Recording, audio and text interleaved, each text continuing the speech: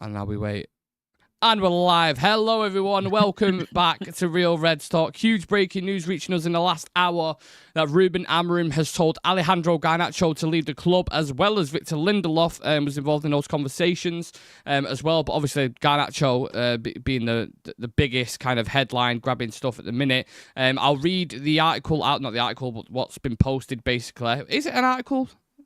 Yeah, it's on the Athletic. So David Ornstein at 3:20, so not even an hour has gone. So yeah, it's like how many words? Like 500 words, maybe 750 words. So not a massive article. Yeah, so an article on this basically explaining today at Carrington, Ruben Amorim has addressed players at the training ground on Saturday to inform them that he will not be leaving Manchester United, so he will be staying there, and confirming that. He's also informed the squad that, that Alejandro Garnacho, he wants him to leave the club, basically. So informs the squad he will be in charge next season and tells Garnacho to find a new club. Happened during meeting between Portuguese head coach and the players today. And Fabrizio Romano also came out and said Garnacho expected to leave United in case of good proposals for both parties.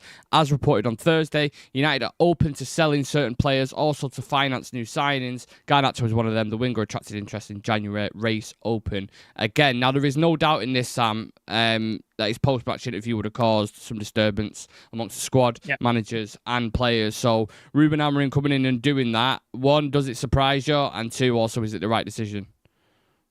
Well, we've seen this in the past where players have done things on social media or said things in interviews and there's been no consequences. Yeah. They've been allowed to play on and carry on. And then normally the manager is the one that's got sacked and ended up biting the bullet. Obviously, Ruben Amorim, we saw in his Sporting Lisbon time. I think we were speaking about it in the group chat today. He got rid of 20 players, I believe, in his first summer, which I think even for like Exodus sort of levels, that's a lot. That's a lot of players. And we've seen in January, he shipped Anthony out, he shipped Rashford out, he shipped Malacia out. Did he ship another one out? Am I missing somebody? Sancho, sorry. Yeah. And then we obviously knew that Lindelof, and now it is confirmed he's going. We knew Eriksen was going. Johnny Evans is probably going to retire. So that's already 6-7 people. Mm-hmm. So he's already on the way to it. And now Garnacho is looking like he's been basically saying, and it's the consequences of his actions. Like not only the interview and the stuff he was saying after the game, the social media posts that has been going on for the last season. He was obviously dropped against City alongside Rashford with the thing, and he apparently bought the team a dinner as a way of apology. And then his brother was also going off on social media, wasn't he, about stuff which doesn't help in the slightest. Honestly. So this is the consequences of the actions, man. Like I maybe we'll get onto it later about talent and stuff like that, but I don't want people like this attitude at the club I support. Yeah. I don't. Like you can go if you don't want to be here and you're bitching and moaning, go away, leave. Yeah. I also think if you're going to have a level of ego about you, make sure you're delivering trophies and winning on the pitch. That's what I would say. Yep. Not after you've just lost a European final to Tottenham, of all teams, and coming out and saying what he's did. I mean, I've already explained my outrage after that, so I don't need to get into it. But is there maybe a deeper issue here? You know, we've had 3, 4, 5 attacking players all had similar situations. You think? I know you mentioned a couple of them: Rashford, Sancho, Lingard, Antony, Martial. Like all attacking like wingers. It's a weird like reoccurring theme. Like they seem to be too big for the boots, and they seem to be coming out on social media and going against the club and all this kind of stuff. And maybe they are frustrated, and maybe there is weight to the point that he started the semi-final and quarters and was decent. But there's no guarantees at United, is there? That's the thing that they just don't understand. There's no divine right to start at any club, let alone Manchester United. Like nobody has a divine right. Like no matter what you do or what you play, even if you play well, Fergie used to drop players. Like somebody would play well one week, like Scholes and stuff, and he'd drop in the following week. And obviously the player was annoyed and frustrated, but Fergie had a way of doing it, saying, "Oh, I need you for this game," or "I need you fresh for this game," and managed it. It seems like players nowadays, if they're not playing every week, every game, they seem to kick off about it and they get animated and angry about it. The professionalism in a lot of younger players seems to have disappeared. Like they get hyped up and get told they're the greatest, and then they have a couple of bad games, and a manager will go, "Right, I'm taking you out," and they kick off about it. because they know their agent will get them to move to another club with a big wage, and they'll just restart the cycle. But eventually, it ends up running out unless they start performing, as we've seen with Sancho. Where's he going to go? Like, who the hell's going to take that opportunity now, that chance? Like, he's ran out And of you know road. what? He's still got a bit of an ego about him, Sancho. Like, Yeah, exactly. He's done nothing in England reputable. Absolutely nothing. And players like Garnacho, I do think there is a player there. I think he's talented. And I know I'm looking at someone like Napoli, for example. You saw them win the league last night. We were speaking about in the group chat. McTominay going there for 25 million. I'm sure Garnacho sat there right now saying that could be me next season. I could go there and absolutely kill it. He probably would. He probably will go there. He'll go to another club and he'll look phenomenal. And he'll be loads of United fans, especially in our comments, as though we never should have let him go. We never should have let him go. Yeah. While he's been here, while he's shown promise, he's shown talent, and he's been part of like key moments, his consistency has been poor. His attitude has been extremely poor. Are United at blame to a lot of that? I think so. Playing him for 38 games in a row, no matter what his performance level was, I think is an issue. But by doing that as well, Sam, it's also almost like... like, well, you are a starter now because we forced you to start almost. So he's expecting to start now, which he never should be in the first case. No, you're 19 years old. You shouldn't be starting the amount of games he started. Like, what was he on? Like, didn't they say he's had like a couple hundred games for us already? Yeah, so I'll get into that. I've got all the statistics in that. Like, that shouldn't be the case. Like, if you look at the sort of players who sort of played under Fergie, like the class 92 and the later sort of kids that came through, they barely had 100 games by the time they were 2021 because Fergie wouldn't play him that much because he knew the development was more important than like throwing him in game after game. Unless after game it was undeniable, like a Rooney or something, for example. Or Cristiano Ronaldo, for example. Yeah. Like you see Yamal, what has he played? Like 200 and odd games already at like 17. Like it's mad. Absolutely how many games. Mad. And it makes me worry, is there going to be a burnout with him? Like, is he going to burn out quicker? Because he's played the amount of games he's had. And that's the issue with young players. Like, one, you need to keep their ego in check so they don't get too ahead of the station. But also, you need to keep, because their bodies are growing and adapting and changing, you need to make sure you're not burning them out really, really quickly. Like, that needs to be avoided as well. Yeah, agreed. If you are just joining us, there's quite a few of you in the chat. Get your thoughts and feelings in on this mega story coming out from David Ornstein from The Athletic. And also hit that subscribe button as well if you can. 14,901 subs, 99 subs or 15k. So if you are new, you're enjoying the conversation, hit that subscribe button and smash a like on the video. What price are we talking here? What clubs are interested? You know, we bought him for £420,000. So if we get what we're asking for, 50, 60 million, that's some flip, that, isn't it? Yeah, I think 60 million definitely should be the target. I think that go as high as possible because he's one of the only profitable sellable assets we have. Yeah. We've got Garnacho and Kobe Mainu are probably the biggest assets we've got in terms of like making money and profit out of them. So yeah, go for 60 million. I know Chelsea were interested, weren't there? There was talks with that. Obviously, Napoli were interested. We ended up knocking that back. So there'll be other clubs, I'm sure, in the summer because January is always a difficult time to do a deal for a lot of clubs. It's tricky, but I think in summer maybe there's more suitors, maybe there's more teams that come in are looking for that sort of player. So I think in the summer there'll be a lot more teams looking at him for sure. Do you think Chelsea might get cold feet? You look at the situation with Jadon Sancho, what's happened there. They took someone who they thought at the time maybe is a little bit underappreciated, and there's still a talented boy in there. I'm not too fussed about his attitude. They brought him with an obligation, it was supposed to be, and now they're effectively paying £5 million to send him back because that's how shit he is. Do you think that might play a part in Chelsea's decision-making? Jadon Sancho's a bit older anyway. Is he 22, 23? No, he's older. He's like 25. Sancho 24. now. He's 25. Yeah, I think so. Garnacho's 19, 20, so maybe they think they can flip him later on for a bit more money because that's what they're about, aren't they? Get players in, develop them, and then sell them for a profit. They're a cash and carry, Chelsea, at this point. So maybe that's their thinking. Maybe they think they can flip him and get more money out of him. I don't know, but I don't think they'd not have an interest. I'm sure they will have a sniff for sure. Yeah. Right, what we're saying, people. Charlie Malman's in the chat saying Garnacho was asking for after going out on social media. It's also not the first time he's done something like this. Time for Garnacho to go. Anonymous Mango, big up Anonymous, saying I think this is the correct decision. You can't just have players undermining the manager and the media, not the energy this club needs. It's nice to see intelligent people in the chat. Ben Hodgson saying correct decision, club before player. Love that. Raynator saying Garnacho when his prat of a brother can get gone. Horrible attitude under 2 managers. Amorim cleared out 10 players in his first summer at Sporting, and he'll look to do the same here. Diana saying finally a ruthless coach. I mean, to be honest, I get that and I understand that, but I mean, I think Ten Hag was pretty ruthless with Ronaldo and Sancho, was he not?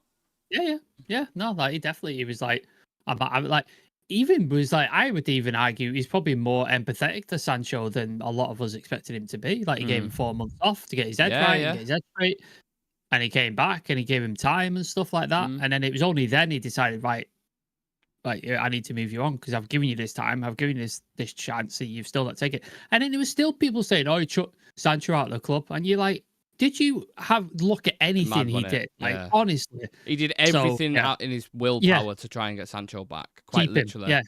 So and then Ronaldo signed his own death warrant. Like you can't talk about the club and the manager players as well on an interview. You can't do that. Like it's just not. Mad. Like there was no other way. Like you can't do that. Even if you're Ronaldo, you can't do that. Imagine a Garnacho and Piers Morgan interview now. Imagine that. He's got to that level where he's sitting down with him or someone in that kind of area, do you know what I mean? Like, and talking about two self-egotistical wankers wanking each other off on an interview. Jesus Christ. Yeah.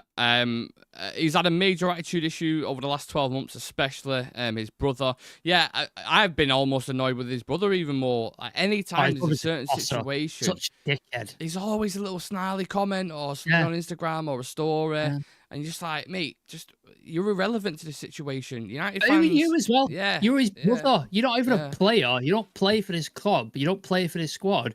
Keep your mouth shut and just let him deal with it. Why are you piping up about anything? Like, it's so weird. Yeah. Cunha is going to play in his position and he's too arrogant. Yeah, but the difference is with Cunha, right? Cunha is a lot more experienced as well in different leagues. This guy's played in Germany, he's played in Spain, he's played all around. Yeah, and he fucking delivers on a regular basis for Wolves. I get he's a bit rash and has got a bit of an ego, but if that ego is tamed with what you're doing on the pitch, then you can kind of take it hand in hand. Garnacho had played 10, 15 minutes in a final, didn't really do anything when he came on, had one shot or whatever, and then he's going, pandering to the camera after it and moaning that he's not got enough time or whatever. So, yeah, I don't know, but I take your point about Cunha. I know what you're saying. Vlahovic is saying he should go. I'm sorry to many inconsistencies in his game. He's got a bad attitude. Moondog saying I'm a Liverpool fan. But I'm a little excited to see what happens at United this summer. This is the start of the rebuild you should have had during Mourinho or even during Ollie's reign. What are your fellas' stance on selling Bruno? We'll get towards that towards the end. We'll discuss that. I want to stick on the Garnacho thing just in a minute. Ben Jacobs has come out and said we wanted 60 in January and that'll drop, so I imagine it would be 50 million. I think 50 million is a fair price, to be honest with you. Especially because of the situation, I mean, like now. The way it's gone. always go for the maximum amount you can get. Like, don't lowball it because we need the money and stuff like that. There's a couple. I put it on Twitter. There's a couple of good comments. So Brian Casey's in the chat. He said, "Good riddance." Fahim Faisal said, "This is a great decision. Selling a player that gives priority over himself, over the team." Yeah, there you go. It says it all. So the people are in agreement on Twitter. For breaking news and things like that, do drop us a follow on Instagram and Twitter as well. Like by the minute, you'll always get updated on there. Brian's saying, "Bye bye Garnacho. Can't be allowing these big egos at the club. Get Cherky in for now, fraction of the price to play alongside Cunha." Absolutely. My damned in the chat, big up to you, sir, saying, "Afternoon, Nick, Sam, chat. Hope you're all good. Hope you're all good as well, damn. Nice to see you, brother." But yeah, let's just go back to him as a player and what he offers at the minute, because there are two sides of the coin with Garnacho, isn't there? You look at him as a player, one of the worst successful dribbling rates, I think, in the Premier League, or it's certainly up there. One of the worst conversion rates, nearly 100 shots, 6 goals, or whatever it is. He can be very greedy at times, very erratic in front of goals. Poor decision making. But then you flip that, Sam. 11 goals and 10 assists this season, which is good for you in this United team, is decent. 26 goals, 22 assists in his career in 144 games. You had the Puskas Award nomination for the overhead kick. The FA Cup final goal, nearly 30 games in Europe under his belt, and nearly 100 Premier League games already. So when we're going into the negotiating room table, whatever you want to call it, is that what you're pitching to these clubs to say, like, this is why he's worth that amount? Like, the reason he's leaving is not because of poor. Well, the reason he's leaving is because of attitude and stuff like that. Yes. But he's not leaving because he's just a shit player and there's no future or anything like that. So you're not selling dead wood. You're selling it because there's a conflict with the manager and stuff. So yeah, you sell it based on potential, on talent, on what he could become with the right coaching and the right things like that, which is what we've said all along. Like we've said all along that he has that talent, he has that excitement, that sort of flair where you get up off your seat when he gets on the ball. But consistently over the last 2 seasons, he's not delivered on that promise. Like we've not seen any improvement from him. It's been the same level and the same level of bad decisions and the same level of greediness. There's been odd moments where he's put a ball in and it's caused problems. We've seen it, and he's scored and he's got assists and stuff like that. But it's not consistent enough. If you look at somebody like Ahmad, he's delivering. He's not had minutes, he's not had time, and he's finally getting it and he's delivering. Garnacho's had that time, he's had that minutes. He's not delivering. So I think when you add that with the attitude problem, like it makes a pretty easy decision. Yeah, it's whether or not the clubs that were floating around and sharking about you, Chelsea's and Napoli's in January, if they are going to be still there at the table, because then that becomes another problem. I don't think we'll struggle necessarily trying to sell him, but no. I just think if those clubs kind of look at this and like, oh, I don't know, he's got a bit of an attitude, and that kind of puts them off a little bit.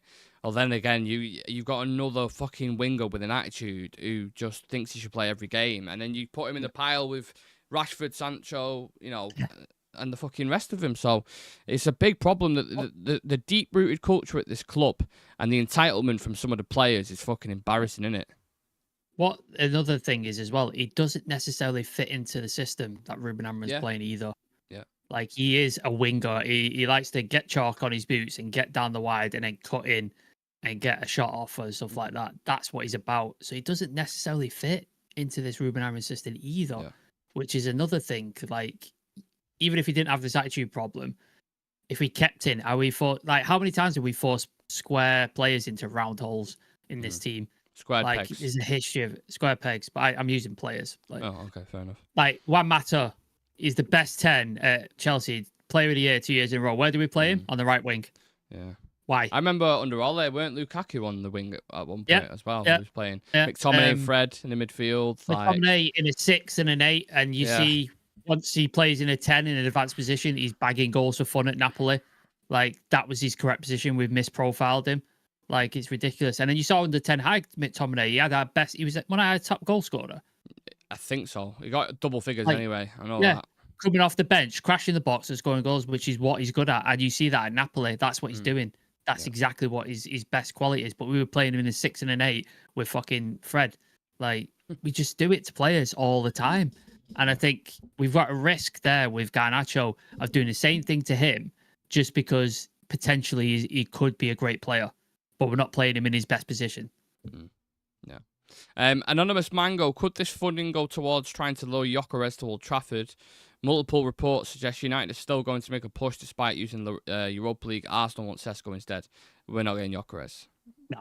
No chance. No chance. He wants to play European football, so that's us off the table. Even if we would have got Champions League football, I still think it may have been a little bit of a push. With him coming, I think he's 27 now, coming into the last big contracts that he would probably get. I think he ends up at Arsenal or something. Rainy, I think he wants to win big titles in the Champions League, so he needs to go somewhere where he can do that, and that's not us.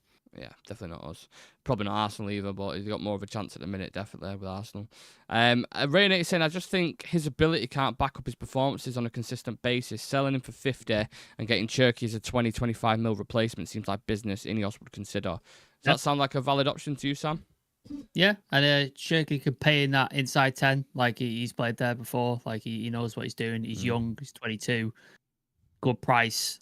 I imagine his wages aren't going to be that bad of a thing. I can't imagine he was on much at Lyon. Like, if they are that cash strapped. Even like Garnacho's wages as well. That's going to be cheap, isn't it? I think. I don't think it's on too much as well. So. Yeah, so you bring him in. You got Cunha, and then you've got Ahmad as well, who could play in that position. That transforms part of your forward line already, and that's without the striker yet. That immediately that forward line looks completely different already. So I'd definitely look at that. Yeah. If you are just joining us, because I appreciate there's some new people here and they're not entirely sure what's going on, I just want to reread you the article that's come out from David Ornstein in The Athletic. Ruben Amorim has informed the United squad he'll be in charge next season and tells Alejandro Garnacho to find a new club. This has happened during a meeting today between the player and the manager, so keep continuing to get your thoughts in and we'll read them out. Favour saying he has flair, he can't even dribble average players. Yeah, but you look at the goal, like the old red kick that he scored, for example, against Everton, that's a flair. Like, only flair players can score those kind of goals. But I like we also mentioned as well, in terms of statistics, is successful dribbling conversion rate, whatever it is you fucking call it, isn't great. Like, he does run into fucking blind alleys and run it out of play quite a lot as well. So there's a lot to work on with him. Now it's public. We want him to go. Every club will lowball us on the price, but we should easily get 45 to 50. Happily take that. Just needs to go. The outward player narrative has to just be stylistic differences, just as Sam is saying. Doesn't taint them or the club that way. Please just get Mateta. We need Prem proven. And Santos Flow says Rasmus should go on loan to Wrexham. Someone asked us about Bruno Fernandes before, Sam. And we can certainly discuss that just because it was a question that was posed out there. This was another thing, a part of the article as well. I mentioned, I think it was Chris Wheeler who put this out. Yeah. That he was having a meeting with Bruno Fernandes today as well, and he absolutely wants to keep him. But is there a chance he gets convinced by this Saudi move? I don't know if it's Bruno to be convinced by the Saudi move. I think he said that there was a comment, wasn't there, from him post Europa League where he said, "I will go. I will stay as long as the club wants me, but if they need to cash in on me, then sometimes that's what happens in football. It happens." So it seems like he wants to stay, but he also understands that the club needs a massive rebuild, and he could be an integral cog in that in his sale if we get like 100+ million for him. So he seems like he understands that, but I don't think he actively wants to go, regardless of what money Saudi offer him. I think if an offer came in from Saudi Arabia that was too good to turn down, we probably would sell him. We probably would. Yeah. Well, the question begs, and it's, again, something we've put on our socials, like, you know, when is another offer like this going to come in? If we keep Bruno Fernandes for another 2 years, are Saudi going to come back in and say, yeah, we'll give you 120 million? No. Probably not going to happen, right? So I don't even know if Ineos will consider it. And the clear out in general, I mean, we're going to record a summer 2025 tier list at 5 o'clock. Me, Sam, Chive, and Shreyas, and that is going to be, I mean, a complete tear. Talk about, you know, ripping the squad up and starting new. The amount of players that are going to be in the red zone will be very interesting when we get into this. So make sure you give that a watch. That'll be dropping later on around 7 o'clock, the squad tier list. But yeah, that's going to put things into perspective in it, Sam, in terms of how many players actually need to go. Like, I think, I can't remember who mentioned it. Maybe it was on a comment or one of us put it in the chat. But the Bruno Fernandes sale could be a Coutinho moment. Do you know what I mean? Like, after Liverpool sold Coutinho, they went out and rebuilt that team. And that money was spent on Alisson and Van Dijk, wasn't it? I think. Exactly. Two of their best players that have ever played for the club. Yeah. And then later on, they ended up getting Robertson and Trent came through the club, the academy. They went and got Salah, like all these. Mane. Yeah.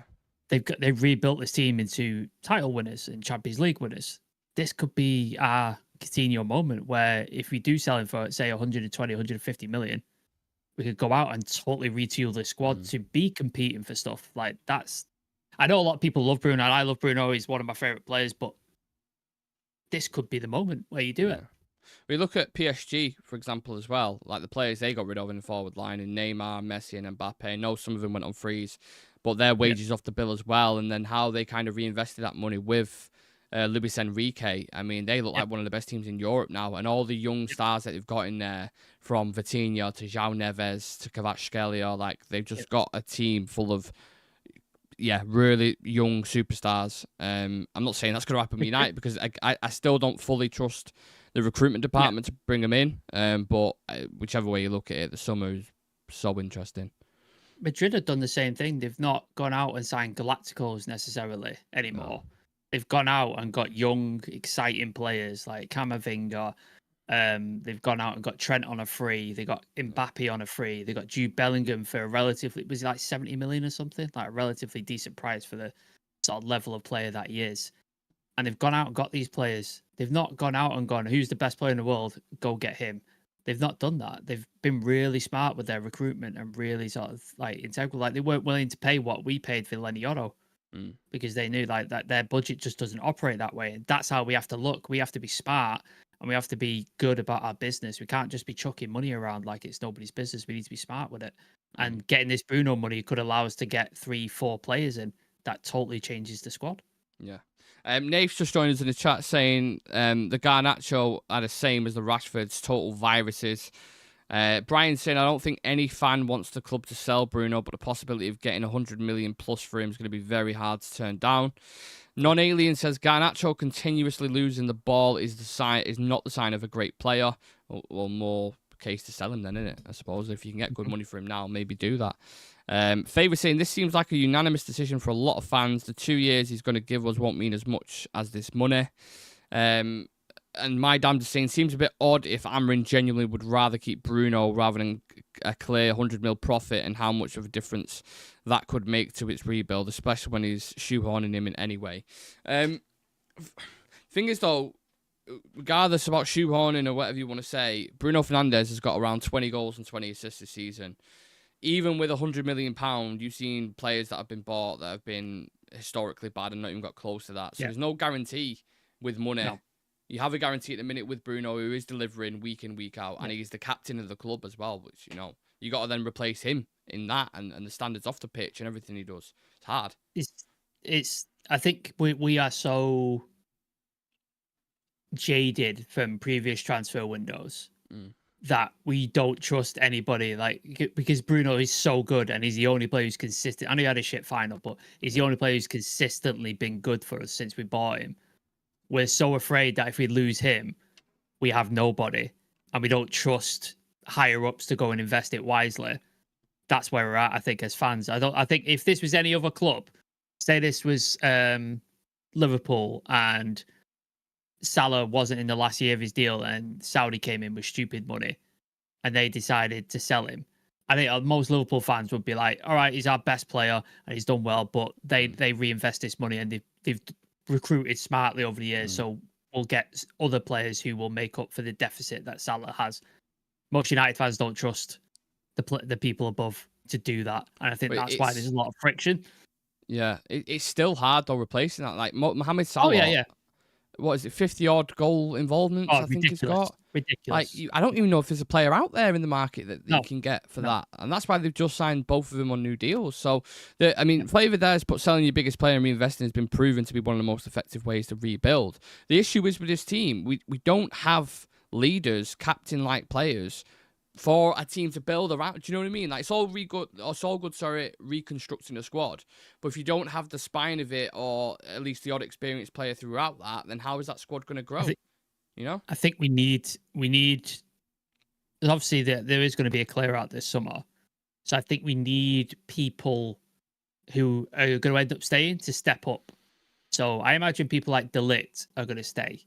And he's an experienced guy. I know he's young, but he's experienced. He's been around the block. He's been captain. He needs to step up. We've got people like Casemiro. I don't know if he's going to stay or not. It seems like he is. But having him around the dressing room, that mentality, that winner's mentality, that's good to have around. And then maybe we bring in, like, you've got Cunha coming in, who's, like you said, been around and stuff like that. He brings people up and pushes them because he seems like that kind of character.